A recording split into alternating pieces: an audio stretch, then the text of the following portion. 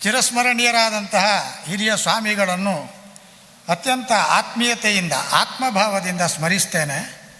ಸದಾಕಾಲ ಪ್ರೀತಿ ವರ್ಷವನ್ನೇ ಸುರಿಸುತ್ತಾ ಇರುವ, ಸ್ನೇಹ ಆತ್ಮೀಯವಾದ ಸಂಬಂಧಕ್ಕೆ ಕೃತಕವಲ್ಲದ ಸಹಜವಾದ ಸ್ವಾಭಾವಿಕವಾದಂಥ ಚಿನ್ನದ ಮೆರುಗಿನ ಲೇಪನ್ನೇ ಕೊಡುವ ಅಥವಾ ಲೇಪದ ಮೆರುಗನ್ನೇ ಕೊಡುವ ಕಿರಿಸ್ವಾಮಿಗಳನ್ನು ಕೂಡ ಅತ್ಯಂತ ಆದರ ಗೌರವಪೂರ್ವಕವಾಗಿ ಸ್ಮರಿಸ್ತೇನೆ. ಬಹುಮುಖಿ ಅಧ್ಯಯನ, ಬಹುಮುಖಿ ಸಾಮೀಪ್ಯದ ಒಂದು ವಿಶ್ಲೇಷಣೆ, ಗಾನಕೋಗಿಲೆ ಅಥವಾ ರಸರಾಗ ಚಕ್ರವರ್ತಿ ಎನ್ನುವ ಆತ್ಮೀಯರ ಶ್ರೋತೃಗಳ ಅಭಿಧಾನಕ್ಕೆ ಅಥವಾ ಕೀರ್ತಿಗೆ ಭಾಜನರಾದವರ ಬಗ್ಗೆ, ಅಮ್ಮಣ್ಣಯರ ಬಗ್ಗೆ ಇಲ್ಲಿ ನಡೆದಿದೆ. ಒಬ್ಬ ವ್ಯಕ್ತಿಗೆ ಅದು ದೊಡ್ಡದಾದಂಥ ಒಂದು ಸೌಭಾಗ್ಯ ಅಂತ ನಾನು ಭಾವಿಸ್ತೇನೆ. ತಾನು ಜೀವಂತವಾಗಿರುವಾಗ ತಾನು ಗೈದ ಸ್ಮರಣೀಯವಾದಂಥ ಕಾರ್ಯಗಳು, ತಾನು ದಾಖಲಿಸಿದಂಥ ಅಪರೂಪದ ಇತಿಹಾಸ, ಬಹು ಮಗ್ಗುಲಿನಿಂದ, ಬಹು ಕೋಣಗಳಿಂದ, ಬಹು ಪಾರ್ಶ್ವಗಳಿಂದ ಅಧ್ಯಯನ ಯೋಗ್ಯವಾಗುವುದು, ಅದನ್ನು ಮತ್ತು ಅಭ್ಯಾಸದಲ್ಲಿ ನಿರತರಾದವರು ಅತ್ಯಂತ ಸಂಪುಷ್ಟವಾದ ಸ್ಥಿತಿಯಲ್ಲಿ, ಸಂತೃಪ್ತಿಯ ಭಾವದಲ್ಲಿ ಅದನ್ನು ನಾನಾ ಶಬ್ದಗಳಿಂದ, ವಾಕ್ಯಗಳಿಂದ ಬಿತ್ತರಿಸುವುದು ಆ ವ್ಯಕ್ತಿತ್ವಕ್ಕೆ ಒಂದು ಮೆರುಗು, ಒಂದು ವಿಶೇಷವಾದ ಕೀರ್ತಿ ಅಂತ ನಾನು ಭಾವಿಸ್ತೇನೆ.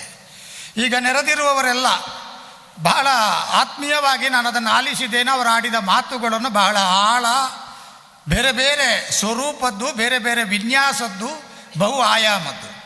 ಆ ಕಾರಣದಿಂದ ನಾನೀಗ ಮಾತನಾಡುವಾಗ ಕೇವಲ ನನಗೆ ಅಭ್ಯಾಸ ಯೋಗ್ಯ ಅಂತ ಕಂಡ, ಗಮನಿಸಲೇಬೇಕು ಅಂತ ನಾನು ಭಾವಿಸಿದ, ನನ್ನನ್ನು ತೀವ್ರವಾದ ಸೆಳಕಿನ ಹಾಗೆ ಆಕರ್ಷಿಸಿದ ಒಂದಷ್ಟು ಸಂಗತಿಗಳನ್ನು ಅಮ್ಮಣ್ಣಾಯ ಪ್ರಿಯತೆಯಿಂದ ನಾನು ನಿಮ್ಮ ಮುಂದೆ ಹಂಚಿಕೊಳ್ಳುವುದಕ್ಕಲ್ಲ, ಟಿಪ್ಪಣಿಯ ರೂಪದಲ್ಲಿ ಮಂಡಿಸುವುದಕ್ಕೆ ಇಷ್ಟಪಡ್ತೇನೆ.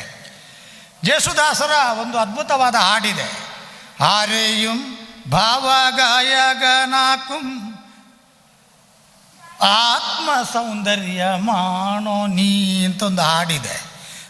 ಮಲಯಾಳದ ಸೊಗಡನ್ನು ತಿಳಿದವರಿಗೆ ಆ ಪದ್ಯದ ರಸವನ್ನು ತಿಳಿಯುವುದು ಬಹಳ ಸುಲಭ.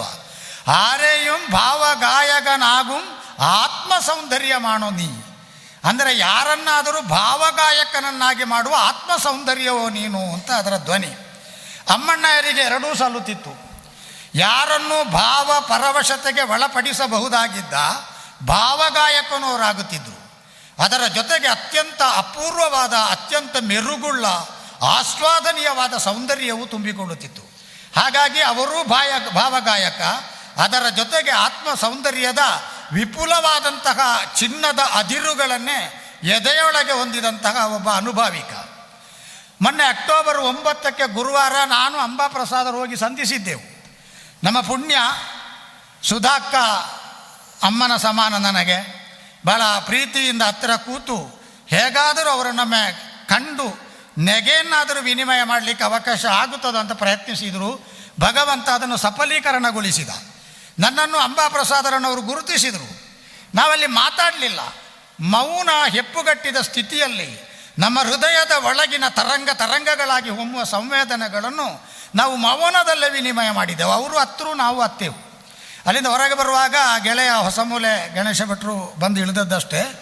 ಆಮೇಲೆ ಒಂದೇ ವಾರದಲ್ಲಿ ಅಮ್ಮಣ್ಣಯರನ್ನು ನಾವು ಕಳ್ಕೊಂಡೆವು. ಮುಖ್ಯವಾಗಿ ನಾನು ಕಳ್ಕೊಂಡೆ.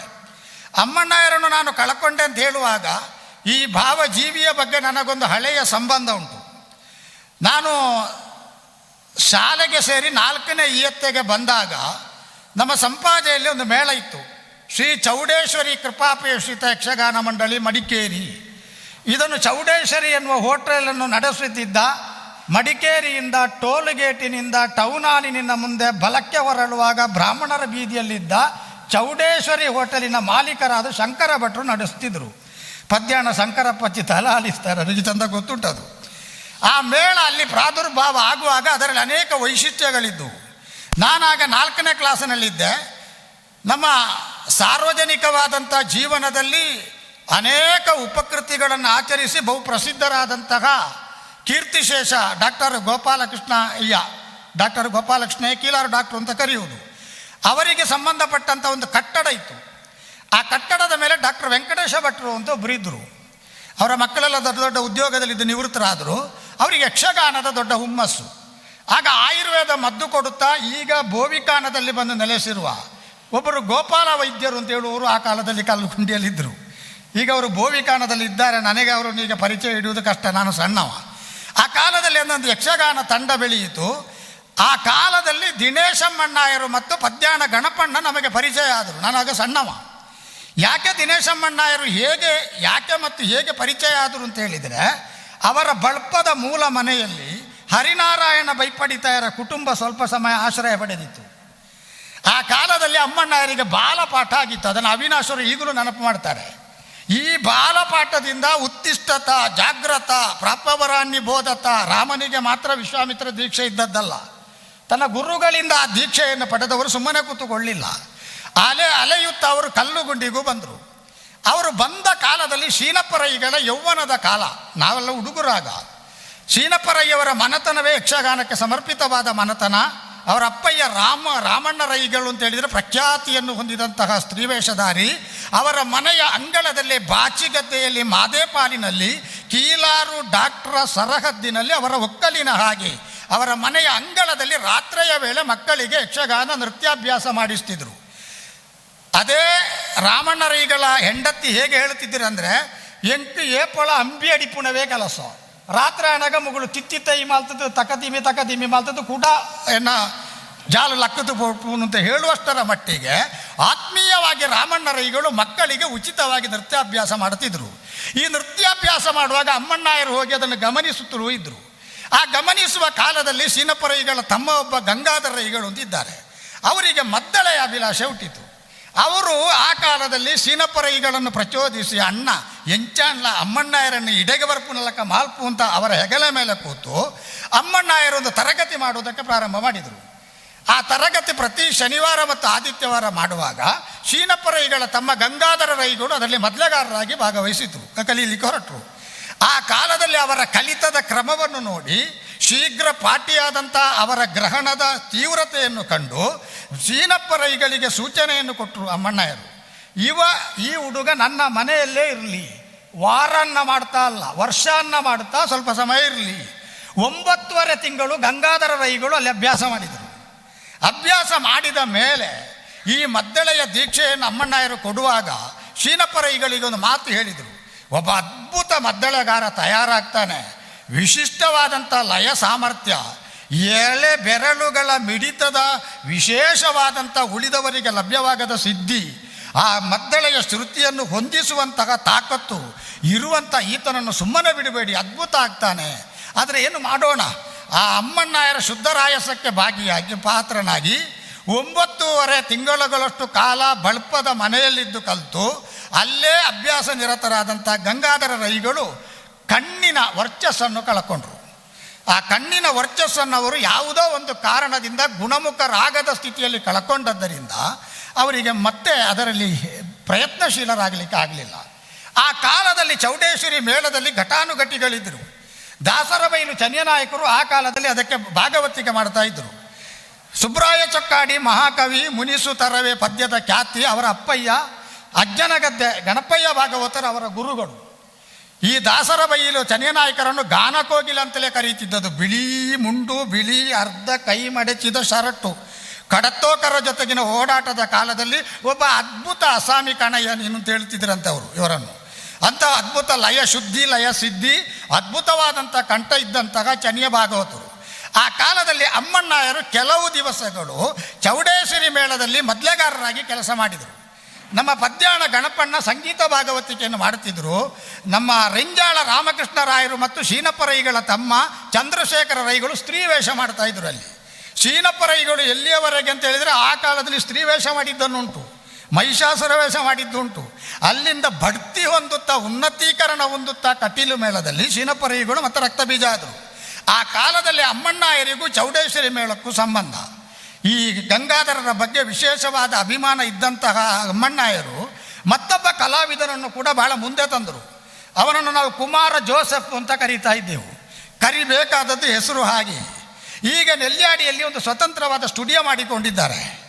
ಆತ ವೇಷದಲ್ಲಿ ಉಚ್ಛ್ರಾಯ ಕಾಲದಲ್ಲಿ ಮೆರೆಯುವ ಕಾಲದಲ್ಲಿ ಆಕಸ್ಮಿಕವಾದ ಅವಘಡವೊಂದಕ್ಕೆ ಸಿಕ್ಕಿ ಕಾಲಿಗೆ ಮುರಿತ ಉಂಟಾದ್ದರಿಂದ ಮಧ್ಯಂತರದಲ್ಲಿ ಅವರು ವೇಷಗಾರಿಕೆಯನ್ನು ಬಿಡಬೇಕಾಗಿ ಬಂತು. ಅಮ್ಮಣ್ಣಾಯರ ಅತ್ಯಂತ ಪ್ರೀತಿಯ ವೇಷಧಾರಿ. ಆತನನ್ನು ಪಳಗಿಸಿ ರಂಗಸ್ಥಳದಲ್ಲಿ ಸರಿಯಾದ ದಿಕ್ಸೂಚಿಯನ್ನು ಕಾಣಿಸಿ ಯಾವ್ಯಾವ ಪ್ರಸಂಗದ ಯಾವ್ಯಾವ ಪದ್ಯಗಳಿಗೆ ಯಾವ್ಯಾವ ಕ್ರಮದಿಂದ ಅಭಿವ್ಯಕ್ತಿ ಸ್ವರೂಪವನ್ನು ಆಂಗಿಕವಾಗಿ ವಾಚಿಕವಾಗಿ ತೋರಿಸಬೇಕು ಎನ್ನುವುದನ್ನು ಕಲಿಸಿ ಬೆಳೆಸಿದಂಥ ಉದಾರ ಹೃದಯದವರು ಅಮ್ಮಣ್ಣಯ್ಯರು. ಅವರ ಹೃದಯವಂತಿಕೆಗೆ ಸಾಟಿ ಇಲ್ಲ. ಯಾಕೆಂದರೆ ಹೇಗೆ ಗಂಗಾಧರ ರೈ ಅಂತ ಹೇಳುವ ಶೀನಪ್ಪರಯ್ಯ ತಮ್ಮನನ್ನು ವಿಶೇಷ ಮದ್ದಳೆಗಾರ ಅಂತ ಅಭಿನಂದಿಸಿ ಬೆಳೆಸಿ ಪಳಗಿಸಿದ್ರು, ಅದೇ ಅಮ್ಮಣ್ಣಯ್ಯರು ಜೋಸೆಫ್ನನ್ನು ಒಬ್ಬ ವೇಷಧಾರಿಯನ್ನಾಗಿ ರಂಗಸ್ಥಳದಲ್ಲಿ ನಿರೂಪಿಸಿದರು. ಅವರ ಹೃದಯವಂತಿಕೆಗೆ ಎರಡು ಮುಖ್ಯವಾದಂಥ ಟಿಪ್ಪಣಿ ಮಾಡಬಹುದಾದ ಸಂಗತಿಗಳನ್ನು ಆಧಾರವಾಗಿ ಕೊಡ್ತೇನೆ. ಆತ್ಮಸೌಖ್ಯಕ್ಕಾಗಿ ಹಾಡುತ್ತಾ ಆ ಸುಖ ಗಾಯನದ ಮಾಧುರ್ಯವನ್ನು ಮತ್ತೊಬ್ಬರಿಗೂ ಹಂಚುವ ಆಧ್ಯಾತ್ಮಿಕ ಅನುಭೂತಿಯ ಭಾಗವತ ಅಂತ ನಾನು ಅವರನ್ನು ಗುರುತಿಸ್ತೇನೆ.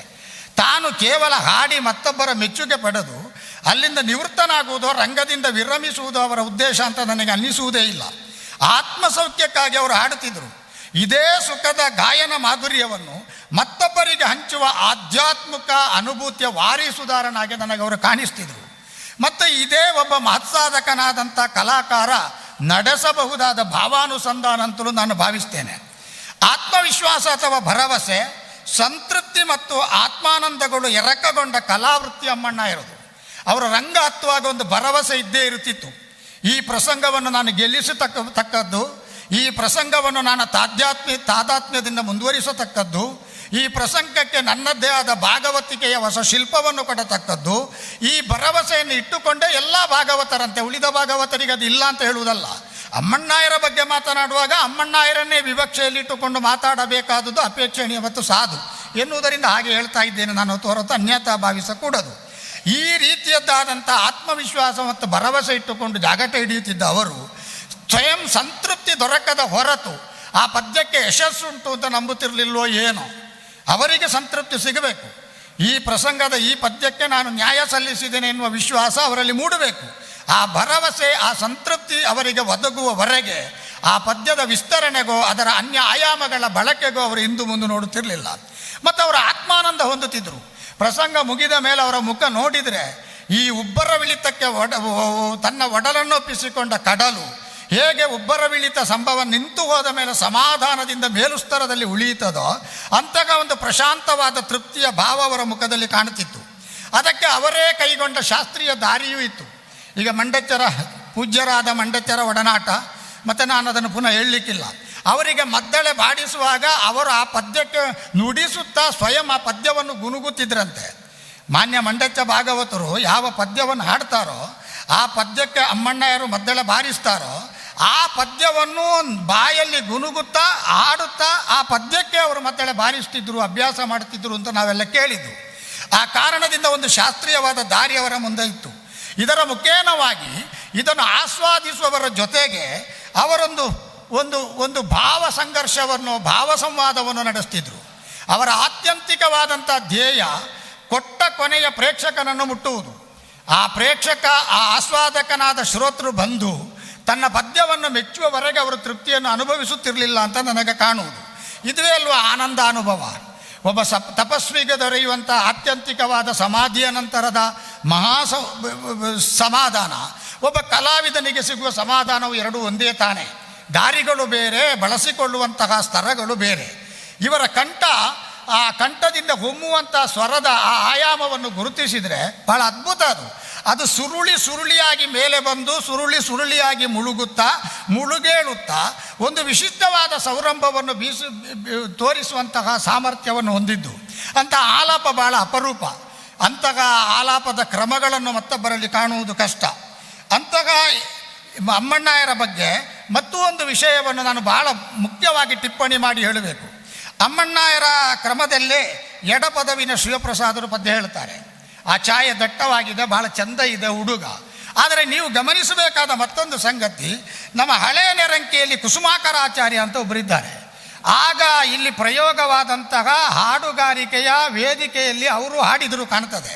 ಸಣ್ಣ ಹುಡುಗ, ಬೆಳ್ಳಗಿದ್ದಾರೆ. ಆತ ಅಮ್ಮಣ್ಣಯ್ಯರಿಗೆ ಬಹಳ ಪ್ರಿಯರಾದವರು. ಸುಧಾ ಅಕ್ಕ ಅಥವಾ ಸುಧಾ ಅಮ್ಮ, ಅಮ್ಮಣ್ಣಯ್ಯರ ಧರ್ಮಪತ್ನಿ, ಮನೆಯಲ್ಲಿ ಕುಳ್ಳಿರಿಸಿ ಊಟ ಕೊಟ್ಟು ಅಮ್ಮಣ್ಣಯ್ಯರ ಜೊತೆಗೆ ಮಾತುಕತೆ ಆಡಿಸಿ ಅಮ್ಮಣ್ಣಯ್ಯರು ಕುರ್ಚಿಯಲ್ಲಿ ಕುಳಿತು ಈತ ಕೆಳಗೆ ಕುಳಿತು ಅಭ್ಯಾಸ ಮಾಡುವುದು ಚಾಪೆಯಲ್ಲಿ. ಆ ಕಾಲದಲ್ಲಿ ಅವರು ಸೌತೆಡ್ಕ ಅಂತ ಹೇಳುವಲ್ಲಿ ತಾಳಮದ್ದಳೆಯೋ ಆಟದಲ್ಲಿ ಭಾಗವಹಿಸಿದ ಮೇಲೆ ಎರಡೂ ಇತ್ತು ಕಾರ್ಯಕ್ರಮ. ಅಲ್ಲಿ ಕುಸುಮಾಕರರಿಗೆ ಅವರು ವಿಶೇಷವಾದಂಥ ಅನುಗ್ರಹದ ರೂಪದಲ್ಲಿ ಜಾಗಟ ಎತ್ತಿ ಕೊಟ್ಟಿದ್ದಾರೆ. ಆ ಕಾಲದಲ್ಲಿ ಆತ ಏಕಲವ್ಯನ ಹಾಗೆ ಆ ಹುಡುಗನ ಅಪ್ಪಯ್ಯ ಸದಾಕಾಲ ಅಮ್ಮಣ್ಣಾಯರ ಪದ್ಯಗಳಿರುವ ಆ ಧ್ವನಿಸುರುಳಿಗಳನ್ನೇ ಉಪಯೋಗಿಸ್ತಾ ಇದ್ದರು. ಅದನ್ನು ಅವರು ಚಾಲು ಮಾಡ್ತಿದ್ರು. ಅದನ್ನು ಕೇಳಿ ಕೇಳಿ ಆ ಹುಡುಗನ ಮನಸ್ಸಿನ ಒಳಗೆ ಒಬ್ಬ ಅಮ್ಮಣ್ಣಾಯರ್ ರೂಪುಗೊಂಡ. ಆ ಅಮ್ಮಣ್ಣಾಯರ್ ಇಲ್ಲದೆ ತಾನು ಹಾಡಲಾರೆ ಎನ್ನುವ ತೀರ್ಮಾನವನ್ನು ಮಾಡಿದ ಹಾಗೆ ಕಾಣಿಸಿದ ಆತ ನೇರವಾಗಿ ಅಮ್ಮಣ್ಣಾಯರನ್ನು ಸಂಪರ್ಕಿಸಿದಾಗ ಒಂದು 4 ಸಲ ಅವರು ಪಾಠ ಹೇಳಿಕೊಟ್ರು. ಆಮೇಲೆ ಹೇಳಿದ್ರಂತೆ, ನಾನ ನಿಕ್ಕ ಬಂಗಾಂಡ ದೆಟ್ಟು ದಾದಾಂಡ ಚೋದ್ಯೋಲು ಪುಟ್ಟುಡ ಐನು ಕೇನಿಯರ ಬಡಂಟ ಬಲ ನಿಕ್ಕಿತ್ತ ತಿಕ್ಕನೋ ಸಾಧಾರಣ ಯಾರು ಅಂತ ಹೇಳಿ ಹರಸಿ ಕಳುಹಿಸಿದರು. ಆ ಹುಡುಗ ಈಗಲೂ ಅಮ್ಮಣ್ಣಾಯರ ಹಾಗೆ ಪದ್ಯ ಹೇಳಬಲ್ಲ. ಅಮ್ಮಣ್ಣಾಯರ ಸ್ತರ ಬಿಟ್ಟರೆ ಆ ಹುಡುಗನಿಗೆ ಪದ್ಯ ನೆನಪಾಗುವುದಿಲ್ಲ. ಬಹುಶಃ ಇಲ್ಲಿ ಕೂತವರು ಹಾಗೆ ಕೇಳಿರ್ಬೇಕು ಆ ಹುಡುಗನು. ನಾನು ಬರುವ ಮೊದಲು ಹೋಗಿಬಿಟ್ಟಿದ್ದಾನೆ ಇಲ್ಲಿಂದ. ಅದ್ಭುತವಾಗಿ ಹಾಡ್ತಾರೆ. ಅವರನ್ನೇ ಕೂರಿಸಿಕೊಂಡು ಅರ್ಧ ದಿನ ಹಾಡಿಸುವ ಯೋಜನೆ ನಮಗೆ ಇದೆ ಈಗ ಸದ್ಯಕ್ಕೆ. ಉಪ್ಪಿನಂಗಡಿಯಲ್ಲಿ ಅದೇ ಕುಸುಮಾಕರನನ್ನು ಮತ್ತು ಎಡಪದವರನ್ನು ಇಟ್ಟುಕೊಂಡು ಅಮ್ಮಣ್ಣಾಯರನ್ನು ಮತ್ತೊಮ್ಮೆ ಆವಾಹನೆ ಮಾಡಿಕೊಳ್ಳುವ ಪ್ರಯತ್ನದಲ್ಲಿ ನಾವು ತೊಡಗುವವರಿದ್ದೇವೆ. ಅಮ್ಮಣ್ಣಾಯರ ಮನೆ ಒಂದು ಮ್ಯೂಸಿಯಂನಾಗಿ ಇದೆ. ಅಮ್ಮಣ್ಣಾಯರನ್ನು ಕೊನೆಯ ಕಾಲದಲ್ಲಿ ಸಂದರ್ಶಿಸುವುದಕ್ಕೆ ಹೋದಾಗ ಭಾಳ ಬಿಕ್ಕೋ ಎನಿಸಿತ್ತು. ಸುಮ್ಮನೆ ಮಲಗಿದೆ. ಒಂದು ಉದ್ದದ ಕಾಯ ಅಲ್ವೋ, ಅಜಾನುಬಾಹು ಶರೀರ ಅಲ್ವೋ. ಎಷ್ಟೋ ಸಲ ತಾಳಮದ್ದಳ ಮುಗಿಸಿ ಅವರ ಬುಲೆಟ್ನಲ್ಲಿ ಬರುವಾಗ ಪಡೀಲ್ನಲ್ಲಿ ಈಗ ನಾವು ಬ್ಯಾರಿಕೇಡ್ ಅಂತ ಒಂದು ಹೇಳುವುದಿಲ್ಲ, ಅಡ್ಡ ಹಾಕೋದು, ಅದು ಆಗ ಇರಲಿಲ್ಲ. ಆಗ ತಡೆಗೆ ಪೊಲೀಸರೇ ಇದ್ದದ್ದು. ಅಮ್ಮಣ್ಣಾಯರ ಬಟ್ ಬೈಕಿನ ಶಬ್ದ ಅಲ್ಲಿ ಕೇಳಿದರೆ ಇವರು ದಾಟಿ ಈಚೆ ನಿಲ್ತಿದ್ರು. ಅವ್ರಿಗೆ ಗೊತ್ತಾಗ್ತಿತ್ತು ಒಂದು ಭಾಗವತರನ ಬೈಕ್ ಬರ್ಪುಣೆ ಅಂತ. ಅಮ್ಮಣ್ಣಾಯರಿಗೆಲ್ಲ ತಡೆ ಇರಲಿಲ್ಲ. ಭಾಗವತರ ಬೈಕ್ ಅಲ್ವಾ, ಅಷ್ಟು ಅಭಿಮಾನಿ.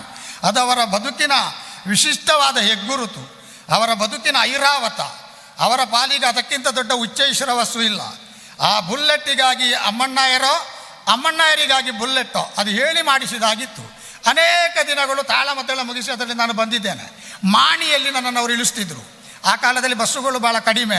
ಲಾರಿ ಹತ್ತಿ ನಾನು ಬಂದದ್ದು ಉಂಟು, ಹೆಚ್ಚು ಯುದ್ಧ ಮಾಡುವುದಿಲ್ಲ. ಟಿಪ್ಪಣಿ ಮುಗೀತಾ ಬಂತು. ಅವರ ಮನೆಯನ್ನು ನಾನು ಗಮನಿಸಿದ ದಿನ ಲಕ್ಷ್ಮೀಶಮ್ಮಣ್ಣಾಯರು ನನ್ನ ಪ್ರೀತಿ ಪಾತ್ರರು, ನನ್ನ ಆತ್ಮೀಯರು, ಅವರು ಕೈಗೆ ನಮಗೆ ಬೀಗದ ಕೈ ಕೊಟ್ಟರು, ನನಗೆ ಮತ್ತು ಅಂಬಾಪ್ರಸಾದ್. ಹೀಗೆ ಮೇಲೆ ಹೋಗಿ ನೋಡಿ, ಆ ಮನೆಯ ಮೇಲೆ ಒಂದು ಮ್ಯೂಸಿಯಂನಾಗಿದೆ. ನಾವೆಲ್ಲ ನಮಗೆ ಸಿಕ್ಕಿದ ಪ್ರಶಸ್ತಿ ಪತ್ರ ಹೇಗಾದರೂ ಮಾಡಿತ್ತು ಎಲ್ಲೆಲ್ಲೂ ಇಡ್ತೇವೆ. ಆದರೆ ಅದನ್ನೊಂದು ಅತ್ಯಂತ ಸುಂದರವಾದ ವಸ್ತು ಪ್ರದರ್ಶನಾಲಯವನ್ನು ಹೇಗೆ ಮಾಡಬಹುದು ಎನ್ನುವುದಕ್ಕೆ ಅಮ್ಮಣ್ಣಾಯರ ಮನೆಯ ಮೇಲ್ಭಾಗದಲ್ಲಿರುವ ಅವರ ಸನ್ಮಾನಕ್ಕೆ ಸಿಕ್ಕಿದ ಪ್ರತಿಫಲಗಳು, ಕೊಡುಗೆಗಳು, ಪಾರಿತೋಷಕಗಳು ಅದನ್ನು ಅಚ್ಚುಕಟ್ಟಿನಲ್ಲಿ ಜೋಡಿಸಿದುದೇ ಸಾಕ್ಷಿ. ನನಗನ್ನಿಸ್ತದೆ ಅಮ್ಮಣ್ಣಾಯರನ್ನು ಧ್ಯಾನಿಸುವವರು, ಏಕಾಂತದಲ್ಲಿ ಮತ್ತೆ ಮತ್ತೆ ಸ್ಮರಿಸುವವರು ಅಮ್ಮಣ್ಣಾಯರ ಆತ್ಮದ ಜೊತೆಗೆ ಅನುಸರಣೆ ಮಾಡಿ ಬೇರೆ ಡಿಸ್ಟರ್ಬೆನ್ಸ್ಗಳನ್ನು, ಬೇರೆ ಕಿರಿಕಿರಿಗಳನ್ನು, ಬೇರೆ ಎಲ್ಲ ಕ್ಲೇಶಗಳನ್ನು ಮರೆತು ಏಕಾಂತದಲ್ಲಿ ಕುಳಿತು ಅಮ್ಮಣ್ಣಾಯರ ದಿಟವೇ ನಿನ್ನಯ ವಚನ ಅಥವಾ ನಿಮ್ಮ ಪಟ್ಟಾಭಿಷೇಕದ ಹಾಡು ಇದನ್ನೆಲ್ಲ ಧ್ಯಾನಿಸುತ್ತಾ ಕೂತುಕೊಳ್ಳುವವರಿಗೆ ಒಳ್ಳೆ ಜಾಗ ಅಂತ ಕಾಣ್ತದೆ ನನಗೆ. ಯೋಗಿ ಕೂತುಕೊಳ್ಳಿಕ್ಕೆ ಹಿಮಾಲಯದ ಎತ್ತರವಾದಂತಹ ನೀರ್ಗಲ್ಲುಗಳ ಶಿಖರ ಹೇಗೆ ಬಹಳ ಪ್ರಧಾನವೋ ಹಾಗೆ ಅಮ್ಮಣ್ಣಾಯರನ್ನು ಧ್ಯಾನಿಸುವುದಕ್ಕೆ ಆ ಮನೆಯ ಮೇಲಿನ ಬಾಲ್ಕನಿ ಸಾಕು. ಬಹುಶಃ ಅವರು ಕಟ್ಟಿಸಿದ್ದೇ ಅದಕ್ಕೋ ಏನೋ. ಹಾಗಾಗಿ ಒಂದು ಪ್ರಶಾಂತವಾದ ವಾತಾವರಣದಲ್ಲಿ ಒಂದು ಒಳ್ಳೆಯ ಸ್ಮರಣಿಕೆಗಳ ಮ್ಯೂಸಿಯಮನ್ನು ಅವರು ಮಾಡಿಟ್ಟಿದ್ದಾರೆ. ಸದಭಿರುಚಿಗೆ, ಅವರಲ್ಲಿದ್ದ ಧನಾತ್ಮಕವಾದ ಚಿಂತನೆಗೆ, ಒಂದರ ಬಗ್ಗೆ ಅವರಿಗಿದ್ದ ಅಚ್ಚುಕಟ್ಟುತನದ ಶಿಸ್ತುರೂಪಿನ ಪರಿಕಲ್ಪನೆಗೆ ಅದು ದೃಷ್ಟಾಂತ. 2 ಸಂಗತಿಗಳನ್ನು ಹೇಳಿ ನಾನು ಮುಗಿಸ್ತೇನೆ, ಭಾಳ ತಡ ಆಗಿದೆ. ಒಂದು, ಕರ್ನಾರ್ಜುನ ಕಾಳಗ ಯಕ್ಷಗಾನ ತಾಳಮದ್ದಳೆಯ ಧ್ವನಿಸುರುಳಿ ಬಿಡುಗಡೆ. ಅದಕ್ಕಿಂತ ಮೊದಲು ಉದ್ದಾಮ ಕಲಾವಿದರಾದ ಶೇಣಿ ಗೋಪಾಲಕೃಷ್ಣ ಭಟ್ರು, ಕುಂಬಳೆ ಸುಂದರರಾಯರು, ಕಡತೋಕರೆಲ್ಲ ಇದ್ದು 2 ಅವಿಸ್ಮರಣೀಯವಾದ ಸಾಧನೆಗಳನ್ನು ದಾಖಲಿಸಿದ, ಕ್ಯಾಸೆಟ್ ಪ್ರಪಂಚದಲ್ಲಿ ಉತ್ಕ್ರಾಂತಿಯನ್ನು ಸಾಧಿಸಿದ 2 ಪ್ರಕರಣಗಳು ಉಂಟು. ಒಂದು ವಾಲಿ ವಧೆ, ಒಂದು ಮಾಗದ ವಧೆ. ಅದು ಕ್ಯಾಸೆಟ್ ರಂಗದಲ್ಲಿ ಸೃಷ್ಟಿಸಿದ ಸಂಚಲನವನ್ನು ಯಾವುದೂ ಸೃಷ್ಟಿಸ್ತಿಲ್ಲ. ಎಷ್ಟು ದೊಡ್ಡ ಸೌಭಾಗ್ಯ ನನ್ನಂಥ ಒಬ್ಬ ಪಾಮರನದ್ದು ಅಂತ ಹೇಳಿದರೆ, ಏನೂ ಅಲ್ಲದ ಈ ಸಾಂಸ್ಕೃತಿಕ ಜಗತ್ತಿನ ಅತ್ಯಂತ ಕೆಳಸ್ತರದಿಂದ ಹುಟ್ಟಿಕೊಂಡ ನನ್ನ ಭಾಗ್ಯ ಎಷ್ಟು ದೊಡ್ಡದು ಅಂತ ಹೇಳಿದರೆ, ಆ ಕಾಲದಲ್ಲಿ ಸಾಧಕರಾಗಿದ್ದ ಸುಣ್ಣಂಬಳರ ಭಾಗ್ಯ ಎಷ್ಟು ದೊಡ್ಡದು ಅಂತ ಹೇಳಿದರೆ, ಅಮ್ಮಣ್ಣಾಯರ ಹಾಡುಗಾರಿಕೆಯಲ್ಲಿ ಡಬ್ಬಲ್ ಕ್ಯಾಸೆಟ್ ತಯಾರಾಯಿತು. ಕರ್ನಾರ್ಜುನರ ಕಾಳಗ ವಾಸ್ತವ ಸಾಮಗರಿದ್ದರು, ಕುಂಬಳೆ ಸುಂದರರಾಯರಿದ್ದರು, ಅಮ್ಮಣ್ಣಾಯರು ಪದ್ಯಕ್ಕಿದ್ರು. ಆ ಕಾಲದಲ್ಲಿ ನಾನು ಗಡಗಡ ನಡುಗಿಬಿಟ್ಟೆ. ನನ್ನದು ಆರಂಗೆಟ್ರ ಮಾತ್ರ ಆಗಿದೆ ಅಷ್ಟೇ. ನಾನು ಇನ್ನೇನು ತಾಳಮದ್ದಳೆಯಲ್ಲಿ ಈಗಲೂ ನನ್ನ ಅರ್ಥ ಚಂದ ಉಂಟು ಅಂತ ಆತ್ಮವಿಶ್ವಾಸ ನನಗೆ ಈಗಲೂ ಇಲ್ಲ. ಯಾಕಂದರೆ ದುತ್ತನೆ ಹೇಳಿ ಕೇಳಿ ಯಾವುದೇ ತಯಾರಿ ಇಲ್ಲದೆ ನುಗ್ಗಿದ ಕಾರಣದಿಂದ ಅದು ಸಕಾಲದಲ್ಲಿ ಪರಿಷ್ಕರಣೆ ಆಗಲಿಲ್ಲ ಅಂತ ಹೇಳುವ ಕಾರಣದಿಂದ ಹಾಗಾಯಿತು ಅಂತ ಇಟ್ಟುಕೊಳ್ಳು. ಅದು ಇಲ್ಲಿ ಮುಖ್ಯ ಅಲ್ಲ, ಪ್ರಸ್ತಾವನೆ ಅಲ್ಲ. ನಾನು ಅಮ್ಮಣ್ಣಾರಲ್ಲಿ ಹೋಗಿ ಕೈಕಾಲು ನಡುಗುತ್ತಾ ಕೇಳಿಕೊಂಡೆ, ಎಂಚ ಭಾಗವತರೆ ನಿನಗೆ ಮಿತ್ತು ಪಾಡೋಳ್ಯ ಪಾತೆರಿಯರ ಬಳ್ಳಿ ಎಂಚಿನವಂತೀರಿ ಇಂಕ ಅರ್ಥವಣಿಯರವಂತೀರಿ ವಾರ್ತವಣಿಯರವಂತೀರಿ ಏನು ಕರ್ಣ ಮಲ್ಪೊಡು ಏರು ಅರ್ಜುನ ಸೊಣ್ಣಂಬಳತಾರು ಯಾನು ಪದ್ಯ ಬಂತು ಇರ ಅರ್ಥ ಬನ್ಲಿ ಏನರ್ಥ ತೀರು ಪಾತೆರಿಯರಲ್ಲಿ ಮೂರು ಸಲ ಮೂಗಿನ ಮೇಲೆ ಬೆರಳಿಟ್ಟು ಎನ್ನುವ ಹಾಗೆ ತಡೆದು ಆತ್ಮವಿಶ್ವಾಸವನ್ನು ತುಂಬಿ ಆ ಕ್ಯಾಸೆಟ್ನಲ್ಲಿ ಕರ್ಣ ಹೇಳಿಸಿದರು. ಕೊನೆಗೂ ನನಗದು ಸಮಯ ಹೊಂದಿಸ್ಲಿಕ್ಕೆ ಆಗದೆ 4 ನಿಮಿಷ ಮುಂದೆ ಹೋಯಿತು. ಅದನ್ನು ಮತ್ತೆ ಕತ್ತರಿ ಪ್ರಯೋಗ ಮಾಡಿದರು. ಧನ್ಯತೆ ಅಂದರೆ ಶೇಣಿಯವರ 2 ಕ್ಯಾಸೆಟ್ಟಿನ ನಂತರದಲ್ಲಿ ಅತ್ಯಂತ ತೀವ್ರಗತಿಯಲ್ಲಿ ಮಾರುಕಟ್ಟೆಗೆ ಪ್ರವೇಶ ಮಾಡಿ ಅನೇಕ ಮುದ್ರಣ ಕಂಡು ತಕ್ಷಣ ಮಾರಾಟವಾಗಿ ಖಾಲಿಯಾದ ಕ್ಯಾಸೆಟ್ ನಮ್ಮದು. ದಿನೇಶ್ ಅಮ್ಮಣ್ಣಯ್ಯರ ಭಾಗವತಿಗೆ ಇದ್ದ ಕ್ಯಾಸೆಟ್ಟು. ಅವಿಸ್ಮರಣೀಯವಾದ ಘಟನೆ. ಈಗಲೂ ಹೇಳುವಾಗ ಮೈ ರೋಮಾಂಚನಗೊಳ್ಳುತ್ತದೆ. ಅಹಂಕಾರದಿಂದ ಉತ್ಪ್ರೇಕ್ಷಿತನಾಗಿ ಇಲ್ಲದನ್ನು ಹೇಳಿದ್ದಲ್ಲ. ಇನ್ನೊಂದು ಅಂಕೋಲದಲ್ಲಿ ಒಂದು ದೇವಿ ಮಾತ್ಮೆ, ಕೊನೆಯದಾಗಿ ಮುಗಿಸ್ತೇನೆ ನಾನು, ಕೊನೆಯ ಪ್ರಕರಣ, ಒಂದು ಟಿಪ್ಪಣಿ. ಅಂಕೋಲದಲ್ಲಿ ಒಂದು ದೇವಿ ಮಾತ್ಮೆ ಆಟ ಆಡಬೇಕು. ಆ ಚರಣ್ ಅಂತ ಹೇಳುವ ಹುಡುಗ, ಆಮೇಲೆ ಒಬ್ಬ ಚಂದ್ರಹಾಸ ಅಂತ ಹೇಳುವ ಹುಡುಗ, ಆಮೇಲೆ ಇನ್ನೊಬ್ಬರು ಪ್ರವೀಣ್ ಅಂತ ಹೇಳುವ ಹುಡುಗರು 3 ಜನ ಸೇರಿಸಿ ಆಟ ಆಡೋದು. ದೇವಿ ಮಾತ್ಮೆ ಪ್ರಸಂಗ. ಆ ಪ್ರಸಂಗಕ್ಕೆ ಇಲ್ಲಿಂದ ಕಲಾವಿದರನ್ನು ಕೊಂಡೊಯ್ಯುವಂಥ ಹೊಣೆ ನನಗೆ. ಅಮ್ಮಣ್ಣಯ್ಯರು ಪದ್ಯಕ್ಕೆ ಬೇಕೇ ಬೇಕು. ನಮ್ಮ ಅಮ್ಮಣ್ಣಯ್ಯರು ಇಲ್ಲದಿಲ್ಲ, ಅವರು ಯಾರು ಅಮ್ಮಣ್ಣರನ್ನು ನೋಡಲಿಲ್ಲ. ಅಂತೂ ಇಲ್ಲಿಂದ ಕಾಸರಗೋಡು ಸುಬ್ರಾಯ ಒಳ್ಳರು, ನನ್ನ ಗೆಳೆಯರು, ರಂಗಭಟ್ರು ಅಥವಾ ನಾವೆಲ್ಲ ಸಿದ್ಧ ಮಾಡಿಕೊಂಡು ಆಟಕ್ಕೆ ಹೋದೆವು. ಹೋದ ಮೇಲೆ ಅವರು ಏನು ಮಾಡಿದ್ದಾರೆ, ಅವರದ್ದೇ ಆದಂಥ ಸ್ವಂತ ವೆಚ್ಚದಿಂದ ಪ್ರತ್ಯೇಕವಾಗಿ ಅಂಕೋಲದ, ಅದಕ್ಕೆ ಹೆಸರೇ ಕ್ರಿಕೆಟಿನ ಕಾಶಿ ಯಾವುದು ಅಂತ ಕೇಳಿದರೆ ಲಾರ್ಡ್ಸ್, ಯಕ್ಷಗಾನದ ಕಾಶಿ ಯಾವುದು ಅಂತ ಕೇಳಿದರೆ ಅಂಕೋಲ ಮೈದಾನ. ಅಂಕೋಲ ಮೈದಾನ ಮತ್ತು ಕುಮಟಾದ ಗಿಬ್ಸ್ ಹೈಸ್ಕೂಲಿನ ಮೈದಾನ ಅಂತ ಹೇಳುವುದು ಯಕ್ಷಗಾನ ಪ್ರದರ್ಶನಗಳಿಗೆ ಹೇಳಿ ಮಾಡಿಸಿದ ಜಾಗ. ಅಲ್ಲಿ ಇಡೀ ಗ್ರೌಂಡಿಗೆ ಆತ ಶಾಮಿಯಾನ ಕಟ್ಟಿ ಡೇರೆ ನಿರ್ಮಾಣ ಮಾಡಿದ್ದಾರೆ. ಇದು ಈತ ಜನ ಸೇರುಂಡ ಅಂತ ಭಾಗವತರು ಕೇಳಿದ್ರು. ಆರ್ನ ಆತ್ಮವಿಶ್ವಾಸ ಯಾನ ಈರಟ ಇಂಚೆ ಏತಂದು ಕೇಳ್ತೆ ಈರಗಿತ್ತು ಕೊರಿಯಾರ ಮತ್ತು ನಿಘಂಟ ಆತಂದು ಅದು ದುಡ್ಡು ನಂಗೆ ತಿಕ್ಕೊಂಡು ಭಾಗವತರೆ 16 ಗಂಟೆನ ಎಣ್ಣ ಕೈಗೆ ಬರ್ಕೊಂಡು ಬತ್ತಿ ಜನ ಯಾನ ಆತು ಕೊರಪು ಹೆಂಗಾಗಲಿಲ್ಲ ಗುರುತ ಉಂಟು ಅಂತ ನಾನು ಅವ್ರಿಗೆ ಹೇಳಿದೆ. ತುಳುವಿನಲ್ಲಿ ನಾವು ಹೆಚ್ಚು ಮಾತಾಡೋದು. ಇವರಿಗೂ ಮತ್ತೆ ನಂಬಿಕೆ ಬರಲಿ, ಇಷ್ಟು ದೊಡ್ಡ ಡೇರೆ ಯಾಕೆ ಹಾಕಿದ್ದು, ಜನ ಆಗ್ತದೆ ಇಲ್ಲಿ ಅಂತ. ಅಮ್ಮಣ್ಣಯ್ಯರು ಪ್ರಸಂಗವನ್ನು ಅರ್ಧದವರೆಗೆ ಮೊದಲಿನ ಭಾಗವತರು ಮುಗಿಸಿದ ಮೇಲೆ ಅರ್ಧದಿಂದ ಅಮ್ಮಣ್ಣಯ್ಯರು ಕೂತಾಗ ನಾನು ನಾಟಕೀಯ ಶುಂಭ ಮಾಡಿದ್ದೆ. ಅದರಲ್ಲಿ ರಕ್ತಬೀಜ ಸುಬ್ರಾಯ ಒಳ್ಳರದೇ ಇತ್ತು. ನೋಡ್ತಾರೆ ಟೆಂಟನ್ನು ಬಿಚ್ಚಲಾಗಿದೆ. ಕಟ್ಟಡದ ಮೇಲೆ ಮರದ ತುದಿಯ ಮೇಲೆ, ಮರ ಇಲ್ಲಿಲ್ಲ ಆದರೂ KSRTC ಆಚೆಗೆ 3-4 ಮರ ಉಂಟು, ಅದರ ಮೇಲೆಲ್ಲ ಜನ ಇದ್ದಾರೆ. ಪೂರ್ತಿ ಜನರೇ. ಬೆಳಗ್ಗೆ ಪೆಟ್ಟಿಗೆ ಎಷ್ಟು ತುಂಬಿದೆ ಅಂದರೆ ಇದು ಉತ್ಪ್ರೇಕ್ಷೆ ಅಲ್ಲ, ಸುಳ್ಳಲ್ಲ, ಸುಮ್ಮನೆ ಒಗ್ಗರಣೆ ಸೇರಿಸಿ ನಿಮ್ಮ ಗಮನ ಸೆಳೆದದ್ದಲ್ಲ. ದುಡ್ಡನ್ನು ಆತ ಗೋಣಿ ಚೀಲದಲ್ಲಿ ತುಂಬಿಸಿದ್ದು. 2 ರೂಪಾಯಿ 1 ರೂಪಾಯಿನಲ್ಲಿ ಎತ್ತಲಿಕ್ಕೆ ಸಾಧ್ಯ ಆಗದ ಮರ್ತದ್ದು ಧೂಳಿನಲ್ಲಿ ಮರುದಿನ ಬೇರೆಯವರು ಎತ್ತಿದಾರಂತೆ. ಅವರಿಗೆ ಇಷ್ಟ ಆಗಿ ಅಮ್ಮಣ್ಣಯ್ಯರಿಂದ ಪ್ರಸಂಗ ಗೆದ್ದದು ಅಂತ 3,000 ರೂಪಾಯಿ ಹೆಚ್ಚು ಕೊಟ್ಟು ಹೋದರು. ನೇರ ಅಷ್ಟೇನೆ. ನಾನು ಅಮ್ಮಣ್ಣರ ಕೈಗೆ ಕೊಡಿ ಅಂತ ಹೇಳಿದೆ. ಅವರ ಕಣ್ಣಲ್ಲಿ ನೀರು ಬಂದು ತೆಂಚಿನ ಪ್ರೀತಿ ಜಬ್ಬಾರ್ರೆ ಈತು ಜನ ಒಂದು ಉಲ್ತು ಸೇರ್ನ ಜಾನವೇ ಜನ ಸಾಗರ. ಅಂತಹ ಅವಿಸ್ಮರಣೀಯವಾದಂಥ ಸಂಬಂಧಗಳಿಗೆ ಧಾತುವಾಗಿ ಹೇತುವಾಗಿ ಎಷ್ಟೋ ಸಲ ಅಮ್ಮಣ್ಣಯ್ಯರು ಒದಗಿದ್ದುಂಟು. ಅವರ ಜೊತೆಗಿನ ಪ್ರೀತಿಯ ಸಂಬಂಧವನ್ನು ಕಳ್ಕೊಳ್ಳುವುದಕ್ಕಿಲ್ಲ. ಅವರನ್ನು ಮತ್ತೆ ನಾನು ಧ್ಯಾನಿಸ್ತೇನೆ. ಹಾಗೆಂದು ನಾನು ಸಂತಾಪ ಪಡುವುದಿಲ್ಲ. ಅವರನ್ನು ನಾನು ರುಗ್ಣಶೈಲಿರುವಾಗ ಹತ್ತಿದ್ದೇನೆ. ನಾನು ಅಣ್ಣ ತುಂಬ ಹತ್ತಿದ್ದೇವೆ, ಅವರು ಹತ್ತಿದ್ದಾರೆ. ಬೇರೆಯನ್ನು ಮಾಡುವ ಸ್ಥಿತಿ ಇರಲಿಲ್ಲ. ಆ ಅಳುವಿಕೆಯಲ್ಲಿ 1,00,000 ಶಬ್ದಗಳ ಸಂವಹನ ಇತ್ತು ನಮ್ಮೊಳಗೆ. ಆದರೆ ಅವರು ತೀರಿಕೊಂಡಾಗ ನಾನು ಅಳ್ಳಿಲ್ಲ. ಯಾಕಂದರೆ ಕಾವ್ಯ ಕಾದಂಬರಿ ಇದೆಲ್ಲ ನನಗೆ ಓದು ಇಷ್ಟ. ಅವರನ್ನು ನಾನೇನಾದರೂ ಒಳಗಿನಿಂದ ಹತ್ತತ್ತು ಕಳ್ಕೊಂಡ್ರೆ ಬರಿದಾಗ್ತದೆ. ನನ್ನ ಅಮ್ಮಣ್ಣಯ್ಯರನ್ನು ಹೃದಯದಿಂದ ನಾನು ಹೊರಗೆ ಚೆಲ್ಲಬೇಕಾಗ್ತದೆ, ವಮನ ಮಾಡಿಕೊಳ್ಬೇಕಾಗ್ತದೆ. ನಮ್ಮಣ್ಣಯ್ಯರು ಹೇಳಿ ಖಾಲಿ. ಅಮ್ಮಣ್ಣಯ್ಯರಿಲ್ಲ ನನ್ನೊಳಗೆ. ನನ್ನ ಅಮ್ಮಣ್ಣಯ್ಯರನ್ನು ತುಂಬಿಕೊಂಡೆ ನಾನು. ಅವರ ತೋಟದೊಳಗೆ ಹೋಗುವಾಗ ತೋಟದ ಅಧಿಕ ಮರಗಳು ಯಜಮಾನ ಇಲ್ಲದೆ ತಲೆಗುತ್ತಿದಾಗೆ ನನಗೆ ಕಾಣಿಸಿದವು. ನಿಡಿದಾಗಿ ಮಲಗಿದ್ದ ಆಜಾನುಬಾಹು ಶರೀರ ಯಾಕೋ ಪ್ರಪಂಚದ ಗಾನವಾದ ಸೊಬಗನ್ನೆಲ್ಲ ಸೂರೆಗೊಂಡು ತನ್ನ ಬಗಲಲ್ಲಿ ಇಟ್ಟುಕೊಂಡು ನಾನು ಹೇಳದ ಊರಿಗೆ ಹೋಗ್ತಾನೆ, ನೀನು ಏನು ಮಾಡ್ತೀನಿ ಅಂತ ಸವಾಲು ಒಡ್ಡುವ ಹಾಗೆ ಮಲಗಿತ್ತು. ತಡಿಲಿಕ್ಕಾಗಲಿಲ್ಲ ಏಕಾಂತ. ನೇರ ಅಂಬಣ್ಣನೊಟ್ಟಿಗೆ ಮೇಲೆ ಹೋದರೆ ಅಲ್ಲಿರುವ ಪ್ರಶಸ್ತಿ ಫಲಕಗಳೆಲ್ಲ ಸಂಪಾದನೆ ಮಾಡಿದರೆ ಇದಕ್ಕೋ ನೀನು ದುಡ್ಡನ್ನು ಕಾಂಚಾಣವನ್ನು ಸಂಪಾದನೆ ಮಾಡುವುದಲ್ಲ ಅಂತ ನನ್ನನ್ನು ಧಿಕ್ಕರಿಸಿದ ಹಾಗೆ ಕಾಣಿತು. ನನಗೆ ತಡಿಲಿಕ್ಕಾಗದ ಅಂಬಣ್ಣನ ಕಾರಿನೊಳಗೆ ನುಗ್ಗಿದೆ. ಮತ್ತೊಮ್ಮೆ ಕೊನೆಯದಾಗಿ ಅಮ್ಮಣ್ಣಯ್ಯರನ್ನು ತುಂಬಿಕೊಂಡೆ. ಆ ಅಮ್ಮಣ್ಣಯ್ಯರು ಈಗ ನನ್ನೊಟ್ಟಿಗೆ ಇದ್ದಾರೆ. ನಾನು ಪ್ರಪಂಚ ಬಿಡುವಾಗ ತೆಕ್ಕಟ್ಟೆ ಮಾಸ್ಟ್ರು ಹೇಳಿದ ಹಾಗೆ ನನ್ನ ಬುದ್ಧಿ ಜೀವ ಎರಡೂ ಸರಿ ಇದ್ದರೆ ಅಲ್ಲಿಯವರೆಗೆ ಅಮ್ಮಣ್ಣಯ್ಯರು ನನ್ನೊಳಗೆ ಇರ್ತಾರೆ. ಅವರನ್ನು ಇರಗೊಡುತ್ತೇನೆ, ಅವರ ಜೊತೆಗೆ ಪದೇ ಪದೇ ಮಾತಾಡ್ತಾ ಇರ್ತೇನೆ. ಅಮ್ಮಣ್ಣಯ್ಯರಿಗೆ ದೇವತೆಗಳ ಗಂಧರ್ವ ಲೋಕದಲ್ಲಿ ಹಳಬರ ಜೊತೆಗೆ ಪದ್ಯ ಹೇಳುವ ಭಾಗ್ಯ ಸಿಗಲಿ. ನಮಸ್ಕಾರ ಸ್ವಾಮಿ.